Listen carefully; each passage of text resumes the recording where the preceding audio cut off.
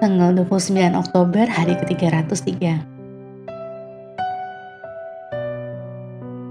Bacaan Yohanes pasal 9-12. Kemarahan anak Allah.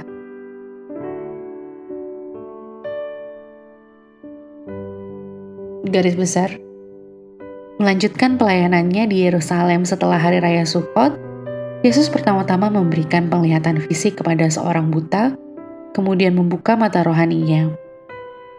Hal ini membuat terjadinya diskusi dengan orang-orang Yahudi tentang orang buta yang menuntun orang buta, dan pentingnya seorang gembala yang membimbing dan menjaga domba-dombanya.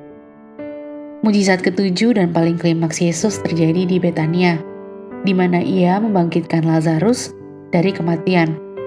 Meskipun di Betania banyak terjadi keajaiban dan iman dari titik ini, Yesus mulai ditandai sebagai seorang pria yang akan dibunuh, pasal 11 ayat 53. Setiap langkahnya memimpin lebih dekat kepada salib. Renungan harian, Maria dari Betania adalah wanita yang harus ditiru oleh setiap orang Kristen. Dia disebutkan 3 kali dalam Injil dan setiap kali disebutkan, dia digambarkan berada di kaki Yesus. Lihat Lukas pasal 10 ayat 39, Yohanes pasal 11 ayat 32, dan pasal 12 ayat 3. Di sanalah Maria menyembahnya, menerima instruksi darinya dan mengalami ketenangan dari Yesus. Anda tidak dapat secara fisik duduk di bawah kaki Yesus seperti Maria, tetapi dengan sikap Anda yang bisa. Anda perlu sikap ketaatan dan berserah kepada Yesus. Maria juga bersedia mengorbankan harta miliknya yang paling berharga sebagai bentuk pengabdiannya kepada Yesus, yaitu persembahan setengah liter minyak wangi narwastu yang bernilai jutaan rupiah menurut nilai sekarang. Mungkin itu adalah mas kawinnya sebagai tanda lamaran pernikahan. Namun dia menuangkannya di atas kaki Yesus sebagai persembahan kasih. Mungkin Anda bertanya-tanya, apa yang Anda miliki yang dapat Anda berikan kepada Yesus sebagai suatu persembahan? Hal paling berharga yang Anda miliki adalah diri Anda sendiri. Jika Anda belum pernah melakukannya sebelumnya, renungkanlah sikap tubuh Maria sewaktu Anda membaca Roma pasal 12 ayat 1 dalam sikap berdoa. Berikanlah diri Anda sebagai persembahan kepada Yesus sekarang.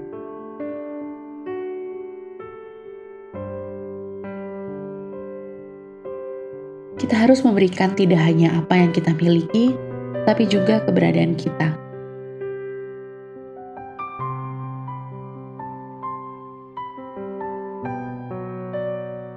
Pendalaman. Gerbang tanpa pintu untuk domba, Yohanes pasal 10 ayat 7. Pada zaman kuno, kandang domba adalah kandang batu melingkar dengan lubang sempit tunggal. Setelah domba-domba berada di dalam, gembala akan berbaring di pintu, menggunakan tubuhnya sendiri untuk membentuk gerbang atau pintu kandang domba.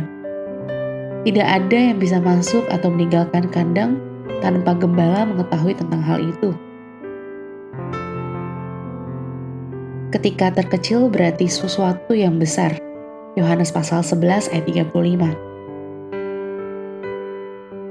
Yohanes pasal 11 ayat 35 dikenal sebagai ayat terpendek di seluruh Alkitab. Tapi ayat ini membungkus kebenaran yang besar. Yesus menangis karena dia berbelas kasih dan sangat peduli kepada teman-temannya yang mengalami kesedihan mendalam. Tuhan yang Anda layani tidak acuh dan jauh dari Anda. Dia dekat dan dia peduli. Amin. Tuhan Yesus memberkati.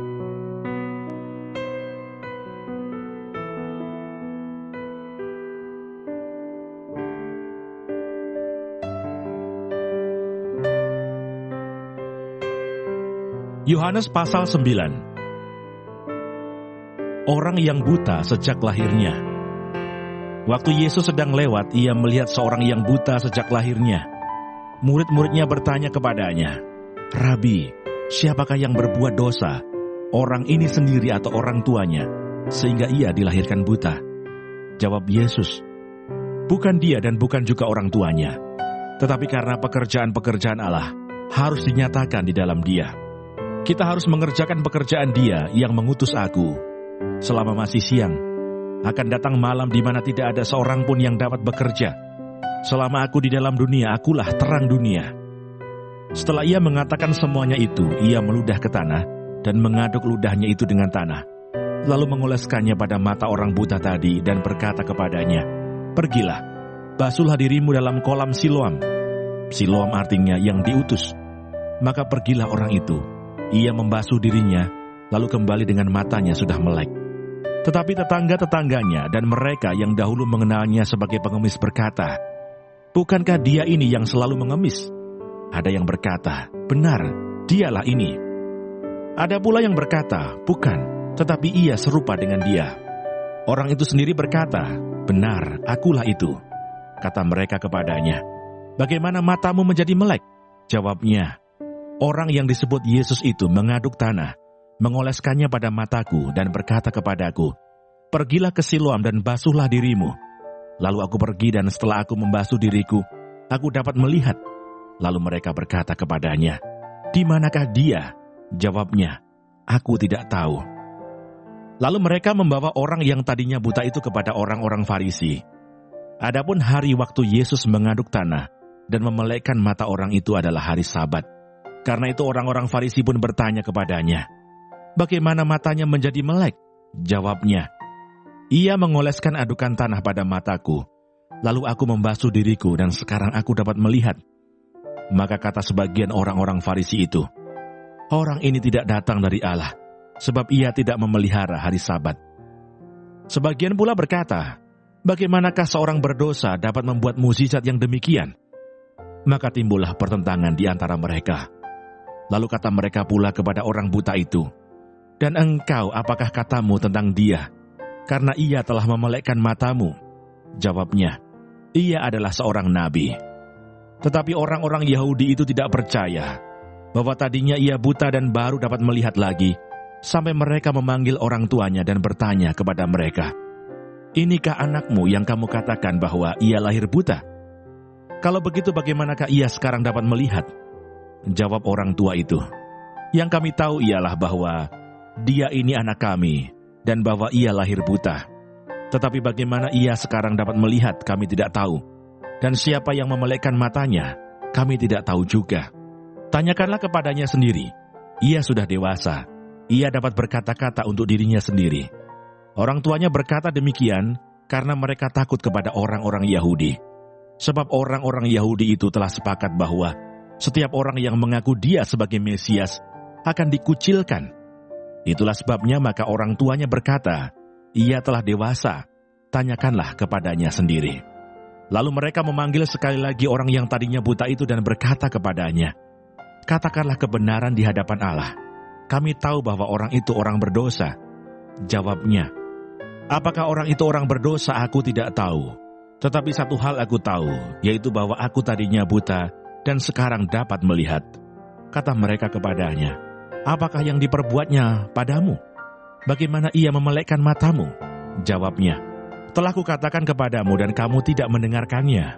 Mengapa kamu hendak mendengarkannya lagi? Barangkali kamu mau menjadi muridnya juga."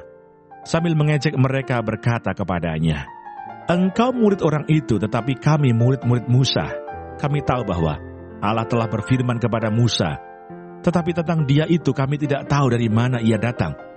Jawab orang itu kepada mereka, "Aneh juga bahwa kamu tidak tahu dari mana ia datang, sedangkan ia telah memelekkan mataku. Kita tahu bahwa Allah tidak mendengarkan orang-orang berdosa, melainkan orang-orang yang saleh dan yang melakukan kehendak-Nya. Dari dahulu sampai sekarang tidak pernah terdengar bahwa ada orang yang memelekkan mata orang yang lahir buta. Jikalau orang itu tidak datang dari Allah, ia tidak dapat berbuat apa-apa." Jawab mereka, "Engkau ini lahir sama sekali dalam dosa, dan engkau hendak mengajar kami." Lalu mereka mengusir dia keluar. Yesus mendengar bahwa ia telah diusir keluar oleh mereka. Kemudian ia bertemu dengan dia dan berkata, "Percayakah engkau kepada Anak Manusia?" Jawabnya, "Siapakah dia Tuhan? supaya aku percaya kepadanya." Kata Yesus kepadanya, "Engkau bukan saja melihat dia, tetapi dia yang sedang berkata-kata dengan engkau, dialah itu." Katanya, "Aku percaya Tuhan." Lalu ia sujud menyembahnya. Kata Yesus, "Aku datang ke dalam dunia untuk menghakimi, supaya barang siapa yang tidak melihat dapat melihat, dan supaya barang siapa yang dapat melihat menjadi buta." Kata-kata itu didengar oleh beberapa orang Farisi yang berada di situ, dan mereka berkata kepadanya, "Apakah itu berarti bahwa kami juga buta?" Jawab Yesus kepada mereka, "Sekiranya kamu buta, kamu tidak berdosa. Tetapi karena kamu berkata, 'Kami melihat,' maka tetaplah dosamu." Yohanes pasal 10. Gembala yang baik. Aku berkata kepadamu, sesungguhnya siapa yang masuk ke dalam kandang domba dengan tidak melalui pintu, tetapi dengan memanjat tembok, ia adalah seorang pencuri dan seorang perampok. Tetapi siapa yang masuk melalui pintu, ia adalah gembala domba. Untuk dia penjaga membuka pintu, dan domba-domba mendengarkan suaranya, dan ia memanggil domba-dombanya masing-masing menurut namanya, dan menuntunnya keluar. Jika semua dombanya telah dibawanya keluar, ia berjalan di depan mereka, dan domba-domba itu mengikuti dia, karena mereka mengenal suaranya. Tetapi seorang asing pasti tidak mereka ikuti, malah mereka lari daripadanya, karena suara orang-orang asing tidak mereka kenal. Itulah yang dikatakan Yesus dalam perumpamaan kepada mereka, tetapi mereka tidak mengerti apa maksudnya. Ia berkata demikian kepada mereka. Maka kata Yesus sekali lagi, "Aku berkata kepadamu, sesungguhnya akulah pintu ke domba-domba itu. Semua orang yang datang sebelum aku adalah pencuri dan perampok, dan domba-domba itu tidak mendengarkan mereka. Akulah pintu. Barang siapa masuk melalui aku, ia akan selamat, dan ia akan masuk dan keluar dan menemukan padang rumput. Pencuri datang hanya untuk mencuri, dan membunuh, dan membinasakan. Aku datang supaya mereka mempunyai hidup, dan mempunyainya dalam segala kelimpahan. Akulah gembala yang baik. Gembala yang baik memberikan nyawanya bagi domba-dombanya. Sedangkan seorang upahan yang bukan gembala, dan yang bukan pemilik domba-domba itu sendiri, ketika melihat serigala datang, meninggalkan domba-domba itu lalu lari, sehingga serigala itu menerkam dan mencerai-beraikan domba-domba itu. Ia lari karena ia seorang upahan, dan tidak memperhatikan domba-domba itu. Akulah gembala yang baik, dan aku mengenal domba-dombaku, dan domba-dombaku mengenal aku, sama seperti Bapa mengenal aku, dan aku mengenal Bapa, dan aku memberikan nyawaku bagi domba-dombaku. Ada lagi padaku domba-domba lain, yang bukan dari kandang ini. Domba-domba itu harus kutuntun juga, dan mereka akan mendengarkan suaraku, dan mereka akan menjadi satu kawanan dengan satu gembala. Bapa mengasihi aku oleh karena aku memberikan nyawaku untuk menerimanya kembali. Tidak seorang pun mengambilnya daripadaku, melainkan aku memberikannya menurut kehendakku sendiri. Aku berkuasa memberikannya dan berkuasa mengambilnya kembali. Inilah tugas yang kuterima dari Bapakku." Maka timbullah pula pertentangan di antara orang-orang Yahudi karena perkataan itu. Banyak di antara mereka berkata, "Ia kerasukan setan dan gila. Mengapa kamu mendengarkan dia?" Yang lain berkata, "Itu bukan perkataan orang yang kerasukan setan. Dapatkah setan memelekkan mata orang-orang buta?" Yesus ditolak oleh orang Yahudi. Tidak lama kemudian tibalah hari raya pentahbisan Bait Allah di Yerusalem. Ketika itu musim dingin, dan Yesus berjalan-jalan di Bait Allah, di Serambi Salomo. Maka orang-orang Yahudi mengelilingi dia dan berkata kepadanya, "Berapa lama lagi engkau membiarkan kami hidup dalam kebimbangan? Jikalau engkau Mesias, katakanlah terus terang kepada kami." Yesus menjawab mereka, "Aku telah mengatakannya kepada kamu, tetapi kamu tidak percaya. Pekerjaan-pekerjaan yang kulakukan dalam nama Bapakku, itulah yang memberikan kesaksian tentang aku. Tetapi kamu tidak percaya, karena kamu tidak termasuk domba-dombaku. Domba-dombaku mendengarkan suaraku, dan aku mengenal mereka, dan mereka mengikut aku. Dan aku memberikan hidup yang kekal kepada mereka, dan mereka pasti tidak akan binasa sampai selama-lamanya, dan seorang pun tidak akan merebut mereka dari tanganku." Bapa-Ku yang memberikan mereka kepadaku lebih besar daripada siapapun, dan seorang pun tidak dapat merebut mereka dari tangan Bapa. Aku dan Bapa adalah satu." Sekali lagi orang-orang Yahudi mengambil batu untuk melempari Yesus. Kata Yesus kepada mereka, "Banyak pekerjaan baik yang berasal dari Bapa-Ku yang kuperlihatkan kepadamu. Pekerjaan manakah di antaranya yang menyebabkan kamu mau melempari aku?" Jawab orang-orang Yahudi itu, "Bukan karena suatu pekerjaan baik, maka kami mau melempari engkau, melainkan karena engkau menghujat Allah, dan karena engkau, sekalipun hanya seorang manusia saja, menyamakan dirimu dengan Allah."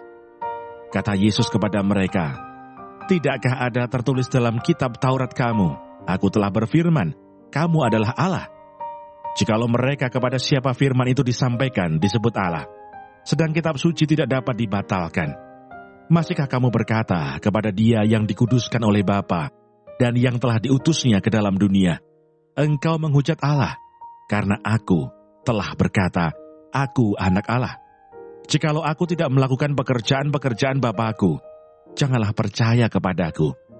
Tetapi jikalau Aku melakukannya, dan kamu tidak mau percaya kepadaku, percayalah akan pekerjaan-pekerjaan itu, supaya kamu boleh mengetahui dan mengerti bahwa Bapa di dalam Aku, dan Aku di dalam Bapa. Sekali lagi mereka mencoba menangkap Dia, tetapi Ia luput dari tangan mereka. Yesus di seberang sungai Yordan. Kemudian Yesus pergi lagi ke seberang Yordan, ke tempat Yohanes membaptis dahulu, lalu Ia tinggal di situ. Dan banyak orang datang kepadanya dan berkata, "Yohanes memang tidak membuat satu tanda pun, tetapi semua yang pernah dikatakan Yohanes tentang orang ini adalah benar, dan banyak orang di situ percaya kepadanya." Yohanes pasal 11. Lazarus dibangkitkan. Ada seorang yang sedang sakit namanya Lazarus. Ia tinggal di Betania, kampung Maria dan adiknya Marta. Maria ialah perempuan yang pernah meminyaki kaki Tuhan dengan minyak mur dan menyekanya dengan rambutnya. Dan Lazarus yang sakit itu adalah saudaranya. Kedua perempuan itu mengirim kabar kepada Yesus, "Tuhan, dia yang engkau kasihi sakit." Ketika Yesus mendengar kabar itu, ia berkata, "Penyakit itu tidak akan membawa kematian, tetapi akan menyatakan kemuliaan Allah, sebab oleh penyakit itu anak Allah akan dimuliakan." Yesus memang mengasihi Marta dan kakaknya dan Lazarus. Namun setelah didengarnya bahwa Lazarus sakit, ia sengaja tinggal 2 hari lagi di tempat di mana ia berada. Tetapi sesudah itu ia berkata kepada murid-muridnya, "Mari kita kembali lagi ke Yudea." Murid-murid itu berkata kepadanya, "Rabi, baru-baru ini orang-orang Yahudi mencoba melempari engkau. Masih maukah engkau kembali ke sana?" Jawab Yesus, "Bukankah ada 12 jam dalam satu hari? Siapa yang berjalan pada siang hari, kakinya tidak terantuk, karena ia melihat terang dunia ini. Tetapi jikalau seorang berjalan pada malam hari, kakinya terantuk, karena terang tidak ada di dalam dirinya." Demikianlah perkataannya, dan sesudah itu ia berkata kepada mereka, "Lazarus saudara kita telah tertidur, tetapi aku pergi ke sana untuk membangunkan dia dari tidurnya." Maka kata murid-murid itu kepadanya, "Tuhan, jikalau ia tertidur, ia akan sembuh." Tetapi maksud Yesus ialah tertidur dalam arti mati, sedangkan sangka mereka, Yesus berkata tentang tertidur dalam arti biasa. Karena itu Yesus berkata dengan terus terang, "Lazarus sudah mati, tetapi syukurlah aku tidak hadir pada waktu itu. Sebab demikian lebih baik bagimu, supaya kamu dapat belajar percaya. Marilah kita pergi sekarang kepadanya." Lalu Thomas, yang disebut Didimus, berkata kepada teman-temannya, yaitu murid-murid yang lain, "Marilah kita pergi juga untuk mati bersama-sama dengan dia." Maka ketika Yesus tiba, didapatinya Lazarus telah 4 hari berbaring di dalam kubur. Betania terletak dekat Yerusalem, kira-kira 2 mil jauhnya. Di situ banyak orang Yahudi telah datang kepada Marta dan Maria untuk menghibur mereka berhubung dengan kematian saudaranya. Ketika Marta mendengar bahwa Yesus datang, ia pergi mendapatkannya, tetapi Maria tinggal di rumah. Maka kata Marta kepada Yesus, "Tuhan, sekiranya engkau ada di sini, saudaraku pasti tidak mati. Tetapi sekarang pun aku tahu bahwa Allah akan memberikan kepadamu segala sesuatu yang engkau minta kepadanya. Kata Yesus kepada Marta, saudaramu akan bangkit. Kata Marta kepadanya, aku tahu bahwa ia akan bangkit pada waktu orang-orang bangkit pada akhir zaman. Jawab Yesus, akulah kebangkitan dan hidup. Barang siapa percaya kepadaku, ia akan hidup walaupun ia sudah mati. Dan setiap orang yang hidup dan yang percaya kepadaku tidak akan mati selama-lamanya. Percayakah engkau akan hal ini? Jawab Marta, ya Tuhan, aku percaya bahwa engkaulah Mesias anak Allah, dia yang akan datang ke dalam dunia. Dan sesudah berkata demikian, ia pergi memanggil saudaranya Maria dan berbisik kepadanya, Guru ada di sana dan ia memanggil engkau. Mendengar itu Maria segera bangkit, lalu pergi mendapatkan Yesus. Tetapi waktu itu Yesus belum sampai ke dalam kampung itu. Ia masih berada di tempat Marta menjumpai dia.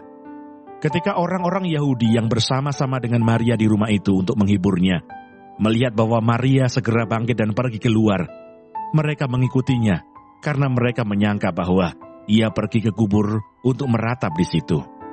Setibanya Maria di tempat Yesus berada dan melihat dia, tersungkurlah ia di depan kakinya dan berkata kepadanya, Tuhan, sekiranya engkau ada di sini, saudaraku pasti tidak mati. Ketika Yesus melihat Maria menangis dan juga orang-orang Yahudi yang datang bersama-sama dia, maka masih gula hatinya. Ia sangat terharu dan berkata, di manakah dia kamu baringkan? Jawab mereka, Tuhan, marilah dan lihatlah. Maka menangislah Yesus. Kata orang-orang Yahudi, lihatlah betapa kasihnya kepadanya. Tetapi beberapa orang di antaranya berkata, ia yang memelekkan mata orang buta, tidak sanggupkah ia bertindak sehingga orang ini tidak mati? Maka masih gula pula hati Yesus, lalu ia pergi ke kubur itu.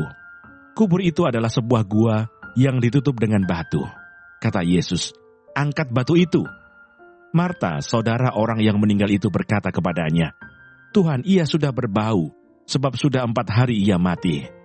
Jawab Yesus, bukankah sudah kukatakan kepadamu, jikalau engkau percaya, engkau akan melihat kemuliaan Allah. Maka mereka mengangkat batu itu. Lalu Yesus menengadah ke atas dan berkata, Bapa, aku mengucap syukur kepadamu, karena engkau telah mendengarkan aku. Aku tahu bahwa engkau selalu mendengarkan aku. Tetapi oleh karena orang banyak yang berdiri di sini mengelilingi aku mengatakannya, supaya mereka percaya bahwa engkaulah yang telah mengutus aku. Dan sesudah berkata demikian, berserulah ia dengan suara keras, Lazarus, marilah keluar. Orang yang telah mati itu datang keluar. Kaki dan tangannya masih terikat dengan kain kapan, dan mukanya tertutup dengan kain peluh. Kata Yesus kepada mereka, bukalah kain-kain itu dan biarkan ia pergi. Persepakatan untuk membunuh Yesus. Banyak di antara orang-orang Yahudi yang datang melawat Maria dan yang menyaksikan sendiri apa yang telah dibuat Yesus percaya kepadanya.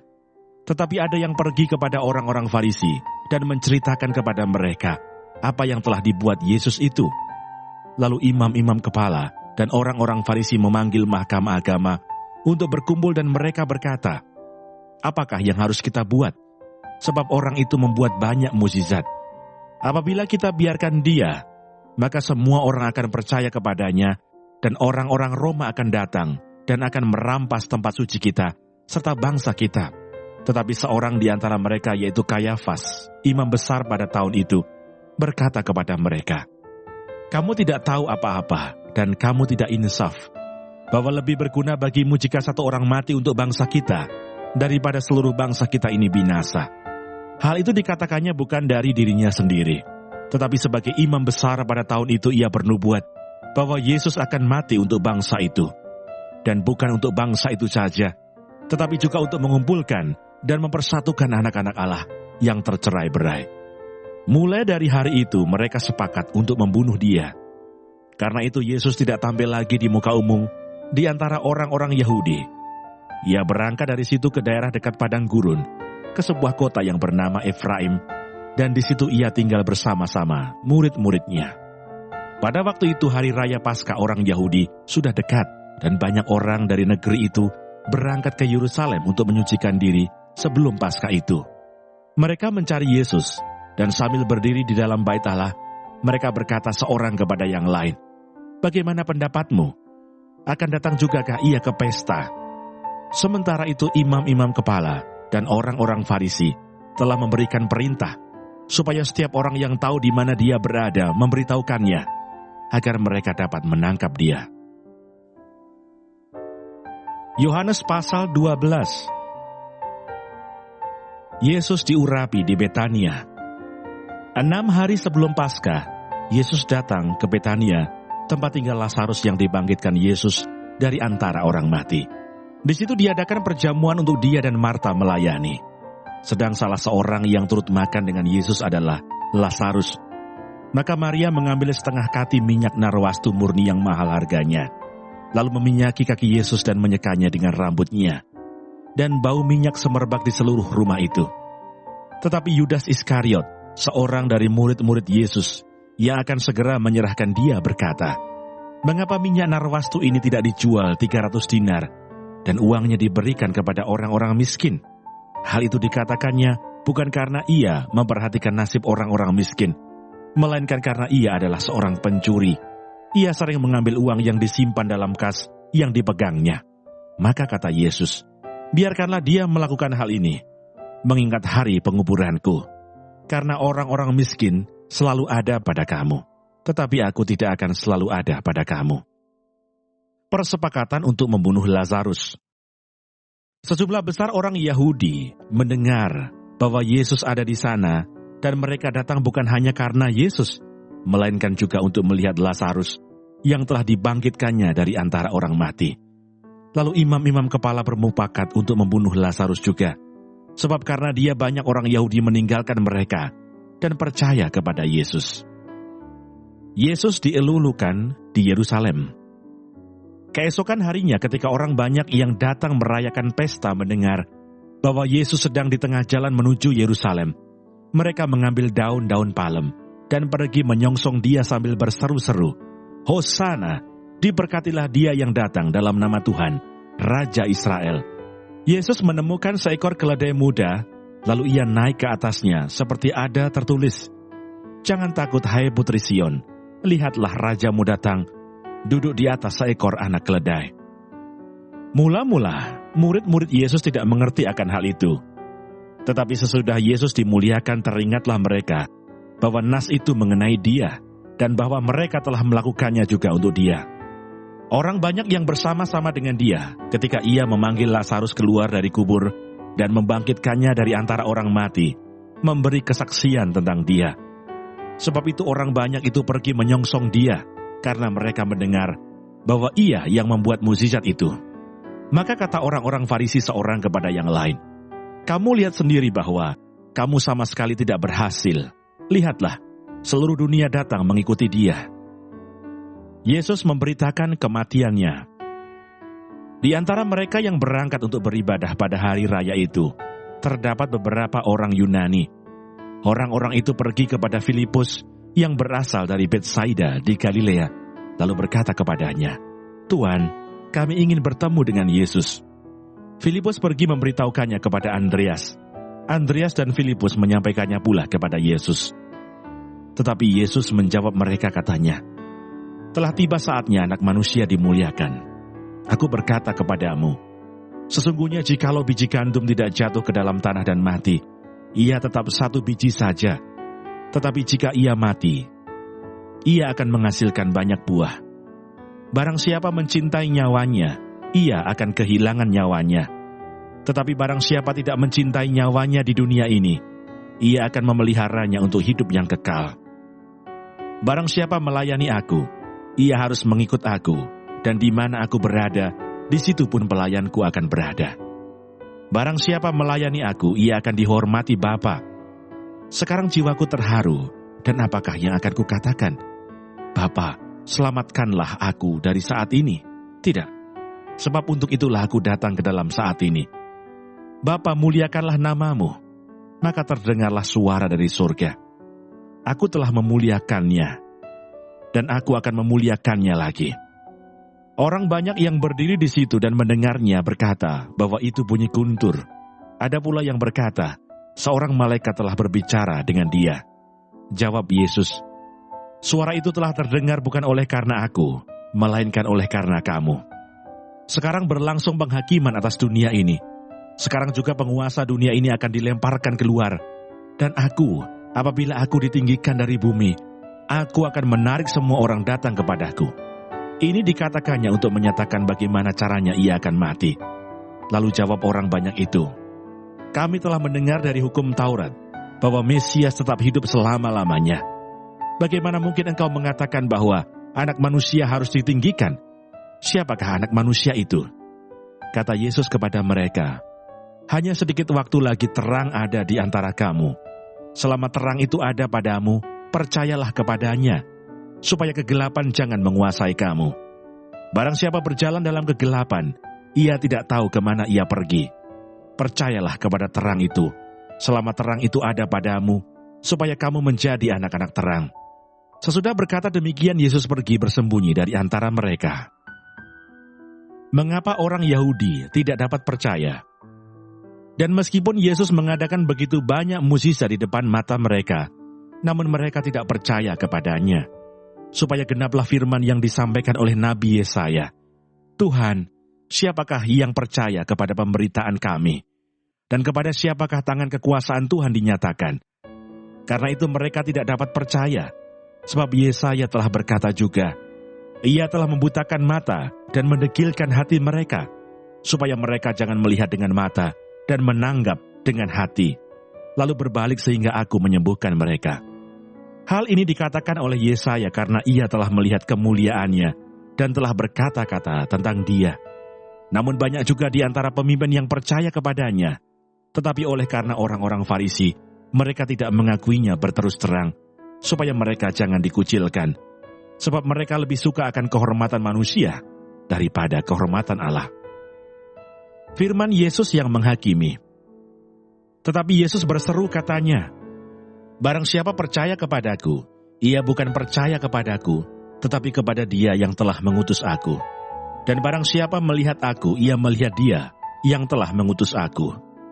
Aku telah datang ke dalam dunia sebagai terang, supaya setiap orang yang percaya kepadaku, jangan tinggal di dalam kegelapan. Dan jikalau seorang mendengar perkataanku, tetapi tidak melakukannya, aku tidak menjadi hakimnya. Sebab aku datang bukan untuk menghakimi dunia, melainkan untuk menyelamatkannya. Barang siapa menolak aku dan tidak menerima perkataanku, ia sudah ada hakimnya, yaitu firman yang telah kukatakan. Itulah yang akan menjadi hakimnya pada akhir zaman. Sebab aku berkata-kata bukan dari diriku sendiri, tetapi Bapa yang mengutus aku. Dialah yang memerintahkan aku untuk mengatakan apa yang harus aku katakan dan aku sampaikan. Dan aku tahu bahwa perintahnya itu adalah hidup yang kekal. Jadi apa yang aku katakan, aku menyampaikannya sebagaimana yang difirmankan oleh Bapa kepadaku.